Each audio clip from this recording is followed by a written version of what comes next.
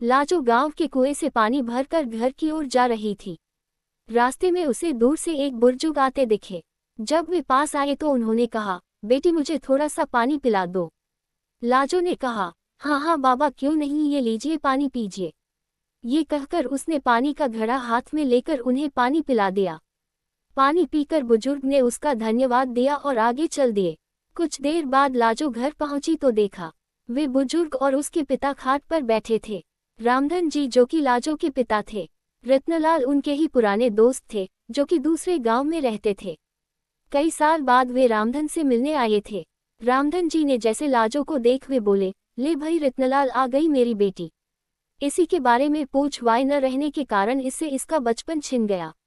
आ बेटा ये तेरे चाचा है, मेरे बचपन के दोस्त। लाजो कुछ बोलती उससे पहले ही रत्नलाल जी ने कहा, भाई रामधन तेरी बेटी बहुत संस्कारों वाली है। आज कुएं पर इसने ही मुझे पानी पिलाया था और कोई होता तो पहले मेरी जात पात पूछता फिर कहीं जाकर पानी पिलाता।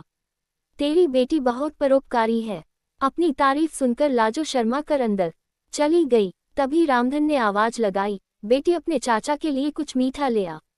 रत्नलाल जी ने उसे रोकते हुए कहा, भाई मुंह बाद में मीठा कर लेंगे, पहले मैं जिस काम से आया हूँ वो तो सुन ले। हाँ भाई बोल क्या बात है, घर में सब ठीक तो है ना। रामधन की बात सुनकर रत्नलाल ने गंभीर होते हुए कहा, भाई मैं अपने बड़े बेटे के लिए तेरी बेटी का हाथ मांगना चाहता हूँ।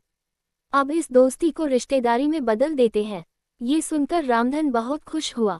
उसने कहा, बात तो तेरी ठीक है, अगर तेरा बेटा है तो मैं तैयार हूँ, लेकिन भाई मेरी हैसियत तो तू जानता ही है।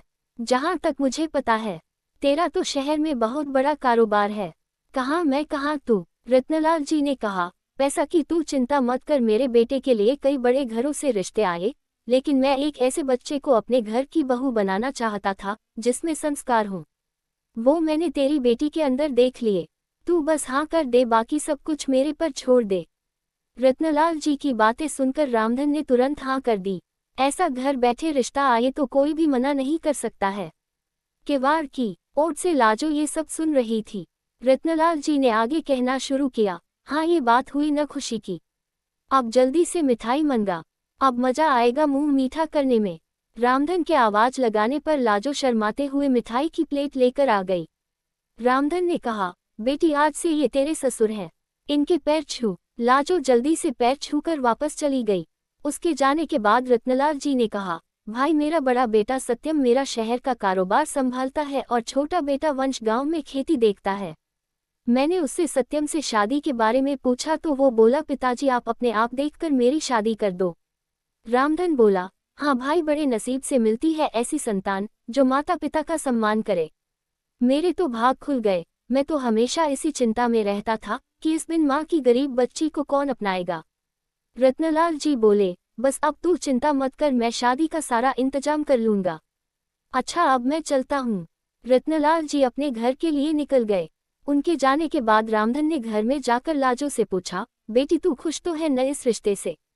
लाजो बोली, पिताजी मेरे जाने के बाद आपका ध्यान कौन रखेगा, मुझे नहीं करनी शादी। रामधन बोला, बेटी ऐसा न बोल, मैं अपना ध्यान रख लूंगा, बड़े नसीब से ऐसा रिश्ता मिला है। रत्नलाल को मैं बचपन से जानता हूँ, उसके घर में तुझे कोई परेशानी नहीं होगी। कुछ दिन बाद पास के गांव से दो लोग आए और रामधन को शादी का शुभ मुहूर्त बताकर चले गए। उन्हें रत्नलाल जी ने भेजा था। अब रामधन शादी की तैयारियों में जुट गया। इसी तरह कुछ दिन बीत गए। रामधन ने अपना खेत गिरवी रखकर बेटी की शादी की तैयारियां पूरी कर ली थी। शादी से एक सप्ताह पहले एक दिन रामधन अपने समधी से मिलने उनके गांव पहुंच गया। रत्नलाल जी ने उसे देखकर गले लगा लिया। उन्होंने अपने परिवार से मिलवाया। अपने होने वाले दामाद सत्यम से मिलकर रामधन बहुत खुश हुआ। रत्नलाल जी ने कहा, भाई तू यहाँ आया है, जरूर कोई बात है, बता क्या बात है। रामधन हाथ जोड़कर बोला, नहीं भाई मैं तो बस ये बताने आया था कि मैंने शादी की सारी तैयारियां कर ली हैं। आप एक बार आकर देख लो, कुछ कमी लगे तो बता देना, जिससे आपके मेहमानों के सामने आपको शर्मिंदा न होना पड़े। रत्नलाल जी ने कहा, हाँ हाँ मुझे पता है, तेरे पास एक ही खेत था, तूने वो भी गिरवी रख दिया, उसी पैसे से सारी तैयारियां की हैं। तुझे मुझ पर विश्वास नहीं था। जब मैंने कह दिया था मैं शादी की तैयारी कर लूंगा, फिर तूने ये सब क्यों किया।